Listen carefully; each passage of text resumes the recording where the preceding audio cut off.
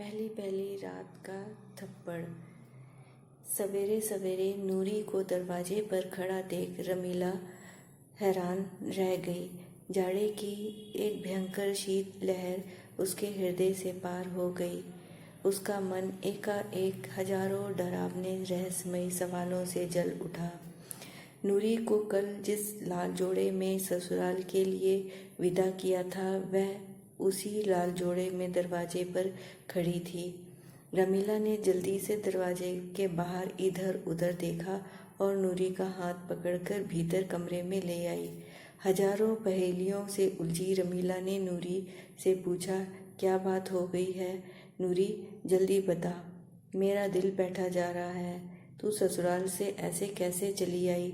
सूखे पपड़ी पड़े होठों और दुखों के भाव से नूरी माँ से लिपटकर फूट फूट कर रोने लगी। नूरी के आंसुओं की धार से रमीला का ब्लाउज कंधों से भीग गया। रमीला नूरी के आंसुओं से भीगे ब्लाउज के गीलेपन से उसके दुख का अंदाजा लगा रही थी। उसका मन और गहन चिंताओं की लपटों से घिरने लगा। उसके हृदय सागर में नूरी के जीवन में आने वाले दुखों के बुलबुले बनने और फूटने लगे। उसने कंधे से लिपटी नूरी को पकड़ झकझोर कर पूछा, अरे तू बताती क्यों नहीं, क्या बात हो गई? आंसुओं की धार से भीगी नूरी ने कहा, माँ, उसने मुझे थप्पड़ मारा। थप्पड़ मारा? किसने थप्पड़ मारा? रमीला ने जल्दी जानने की कोशिश कर पूछा। निहाल ने, नूरी ने हिलकी लेते हुए कहा। निहाल ने? पर क्यों? रमीला ने भुएं तान कर पूछा। नूरी थोड़ी झेपी और बोली, मुझे नहीं पता। तुझे नहीं पता तो किसको पता? रमीला ने कहा। माँ, जो आदमी पहली रात को ही अपनी पत्नी पर हाथ उठा सकता है, थप्पड़ मार सकता है, वह जीवन भर मेरा क्या हाल करेगा? मुझे ऐसे आदमी के साथ नहीं रहना। रमीला ने नूरी की बात सुन अपना हाथ माथे पर मारकर कहा, हाय राम, इतनी सी बात पर आदमी को छोड़कर भाग गई। हे भगवान, अब क्या होगा? ये दुनिया क्या कहेगी? जात बिरादरी के लोग क्या कहेंगे? रमीला का दिल नूरी के जीवन में आने वाली विपत्ति से सहमने लगा। सूरज के ताप से सूखे तालाब की तरह रमीला के शरीर का रक्त नूरी के लिए फैसले के ताप से सूखने लगा। रमीला ने सूखे हलक से कहा, नूरी, तूने यह क्या किया? तेरे बापू के बारे में तो सोचती, उनकी इज्जत का क्या होगा? तेरे बापू ने कैसे कैसे लाठी मार मेरे हाथ तोड़े थे। महीनों महीने तक शरीर से निशान नहीं मिटते थे।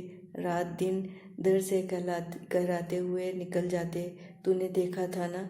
पर मैं तेरे बापू को छोड़कर भाग गई नहीं ना? माँ की बातें छम होकर सुन रही नूरी ने कहा, मुझे नहीं पता, मैं उस आदमी के संग नहीं रहूँगी। रमीला ने गुस्से से बोली, तूने तो सहज ही कह दिया कि तू उसके साथ नहीं रहेगी, पर जब ये बात मोहल्ले पड़ोस में पता लगेगी तो हम 9 हाथ जमीन में गड़ जाएंगे। इस बात का पता है ना तुझे? रमीला नूरी की पीड़ा और फैसले की भली भांति परिचित थी, पर वह दुनिया के लालचनों से डर रही थी। वह चिंतित थी कि अब नूरी का क्या होगा। जब वह पहली बार इस घर की बहू बनकर आई थी तो उसके घर में कदम रखते ही नूरी के बापू हीराराम को ये हिदायत दी गई थी कि अपनी लुगाई के आते ही वह अपने पैरों के तलुए के नीचे नहीं, एड़ी तले कुचल कर रखना। पैरों के तले तो थोड़ी बहुत सांस लेने की जगह या आज़ादी मिल जाएगी, लेकिन एड़ी के तले उसकी एक एक सांस घुट जाएगी और जबान हमेशा के लिए बंद। सुन ले छोरा, अपनी इज्जत करवाना अपने हाथ में होता है। हीराराम को जैसी हिदायत दी गई उसने वैसे ही किया। पहली रात को ही हीराराम ने रमीला की चोटी खींचकर 2 लात मारी थी। बाहर बैठी रमीला की सास कमलों के जिगर को सुहात पड़ रही थी। आखिर हीराराम वही कर रहा था जो वह चाहती थी। लुगाई को पहली ही रात में दबा लिया। उस दिन के बाद रमीला की बात बात पर दबाया जाता। जीवन में वह कभी खुद से का कोई फैसला ना ले सके। जरा सा बोलने की हिदायत करती तो हीराराम उसके हाथ तोड़ने भागता। रमीला मन ही मन खूब छटपटाती, लेकिन आखिर दब जाती। धीरे धीरे अपने अरमानों को कुचलने की उसे आदत पड़ गई। वह पुरुष समाज में औरतों की पदवी की जान गई थी। उसे ज्ञात हो गया था पुरुषों से सुशोभित इस समाज में औरतों का क्या मोल है। रमीला पूरे दिन धूप ताप घर खेत भैंस ढेरों के काम में कोल्हू के बैल बन पिसती।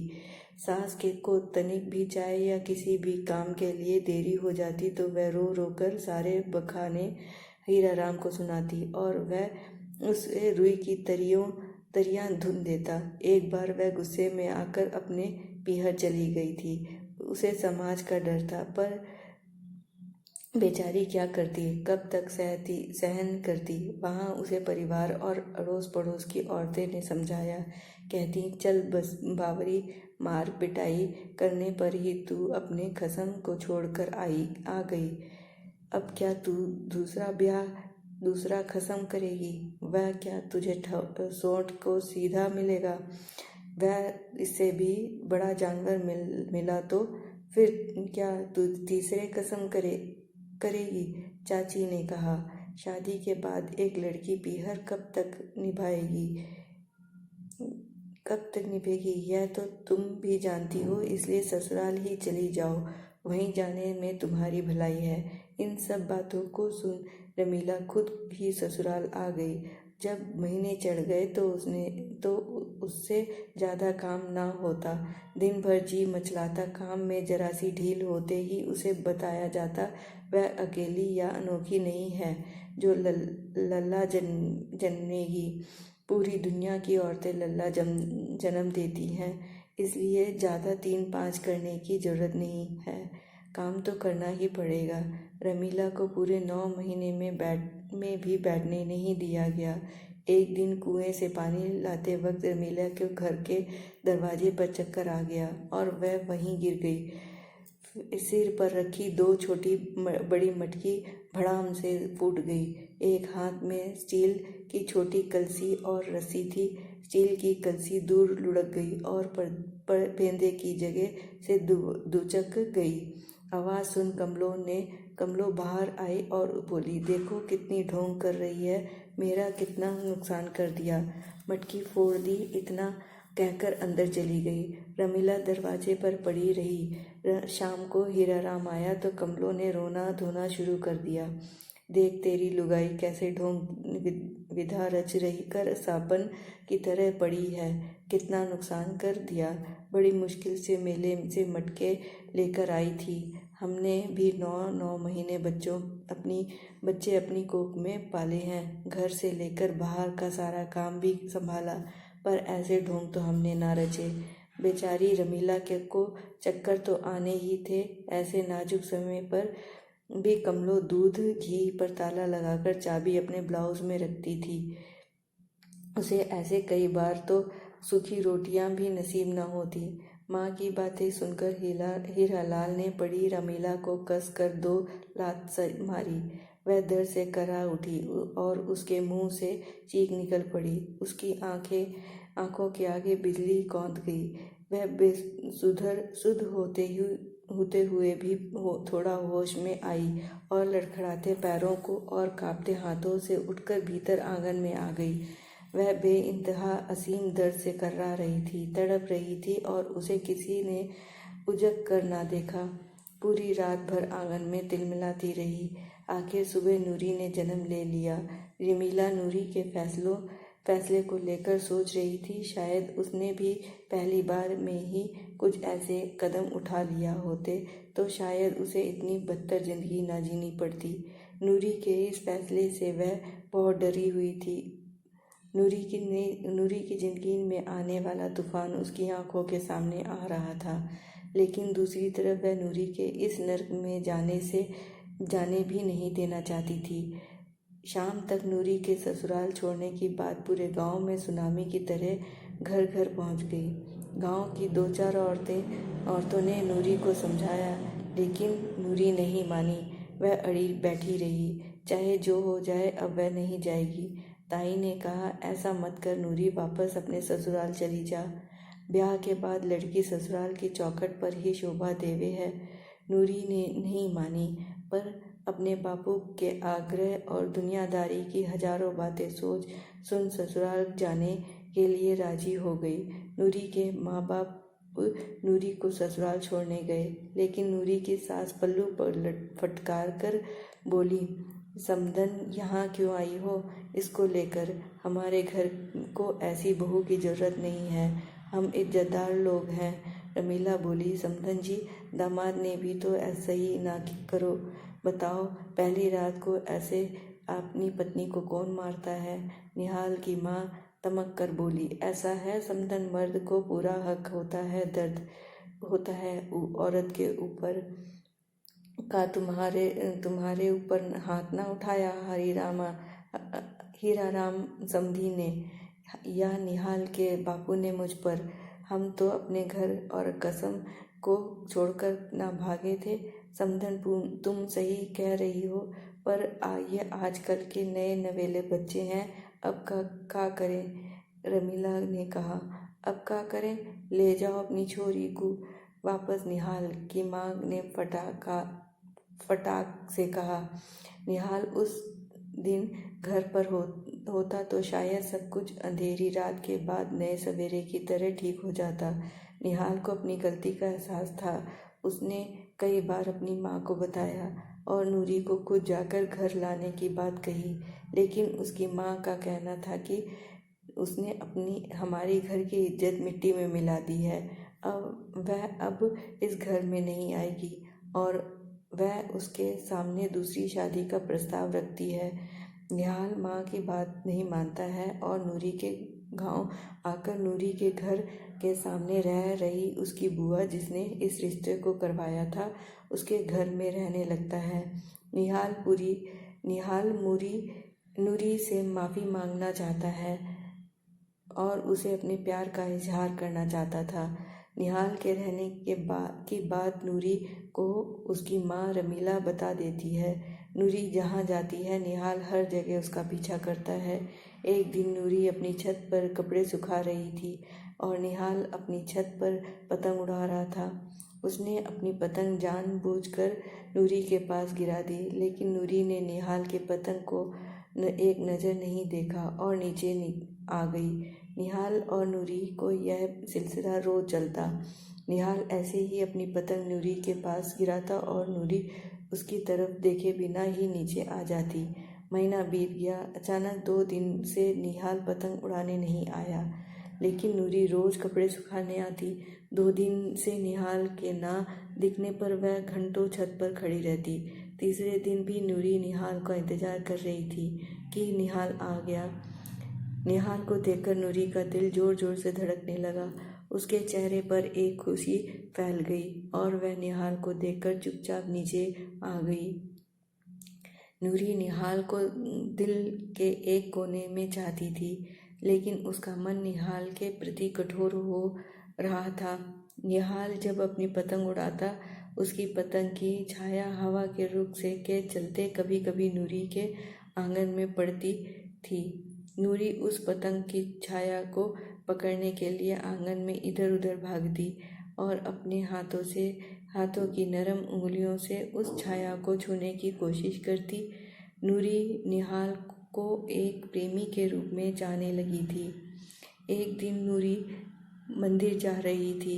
निहाल उसके पास आया और बोला, नूरी, मुझे माफ़ कर दो, मुझसे गलती हो गई। नूरी ने थोड़ा गुस्सा जताते हुए कहा, निहाल, मेरा रास्ता छोड़ो, कोई देख लेगा। निहाल, देखे तो देख ले कोई, तुम मेरी बीवी हो। नूरी, निहाल, मुझे जाने दो। निहाल, नूरी, मेरे साथ चलो अपने घर, माँ को मैं समझा लूँगा। नूरी की आंखों में आंसू आ गए। वह वहाँ से चली गई। निहाल की आंखें भी नम हो जाती हैं और वह नूरी को आवाज़ लगाता है, नूरी, नूरी, नूरी। नूरी को मंदिर में से लौटते वक्त कुछ लड़के छेड़ते हैं।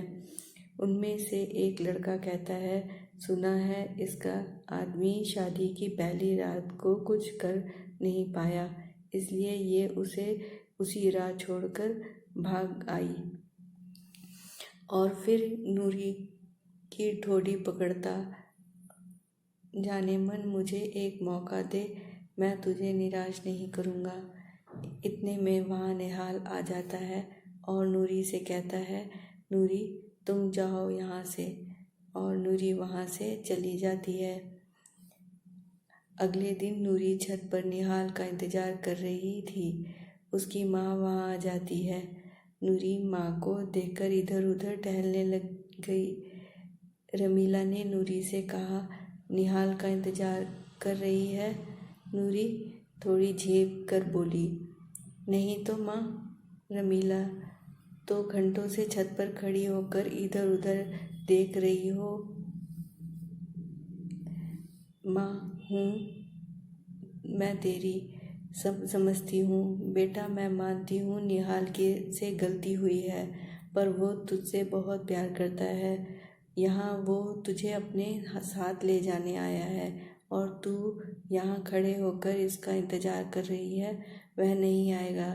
कल किसी लड़की को कुछ मवालियों से बचाने के चक्कर में उसको बहुत चोटें आई हैं। वो अस्पताल में है। यह सुन नूरी के दिल को धक्का लगा है और मन ही मन सोचती है, वो तो मैं थी। नूरी माँ से बिना कुछ बोले भागकर नीचे आ जाती है और शाम को नूरी सबसे छिपकर निहाल को देखने के लिए हॉस्पिटल पहुँच जाती है। निहाल को देखने के बाद जब वह वापस आती है तो उसके सामने उसकी माँ आकर खड़ी होती है और नूरी से कहती है, नूरी जब तू निहाल से इतना प्रेम करती है तो उसके साथ क्यों नहीं जाती? नूरी नज़रें झुकाकर बोली, मैं उससे कोई प्यार नहीं करती। रमीला, जब तू उसे प्यार ही नहीं करती तो उसे देखने हॉस्पिटल क्यों गई थी? नूरी चुपचाप वहाँ से चली गई और रमीला उसकी तरफ देखती रही। नूरी बहुत ज़्यादा गुमसुम रहने लगी, ना खाती न पीती न हंसती। ये देख उसकी माँ बहुत दुखी होती।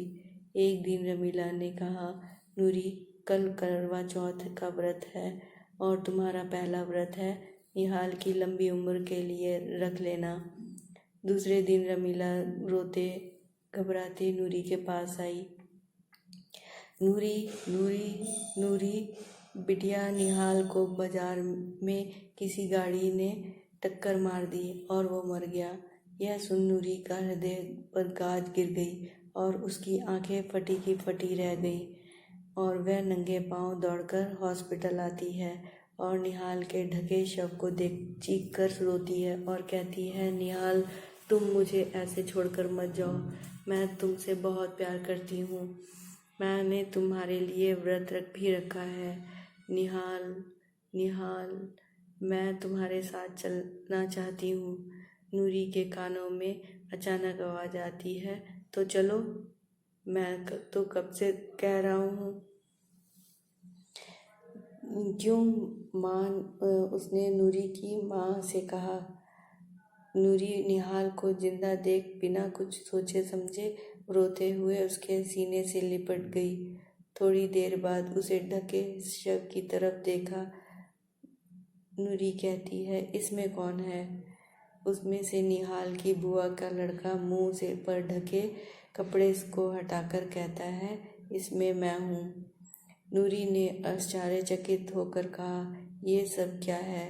निहाल ने कहा, तुम्हारी माँ ने बताया नूरी तुमसे बहुत प्रेम करती है, पर पता नहीं क्यों कठोर हुई बैठी है। कुछ तो करना पड़ेगा, तो हमने यह सब कुछ कर दिया। निहाल अपने साथ लाया लाल रंग की साड़ी नूरी के सिर पर उड़ाकर कहता है, चलो अब अपने घर। दोस्तों, आपको ये कहानी कैसी लगी मुझे कमेंट सेक्शन में बताइए। और मेरे चैनल को लाइक शेयर और सब्सक्राइब कीजिए। धन्यवाद।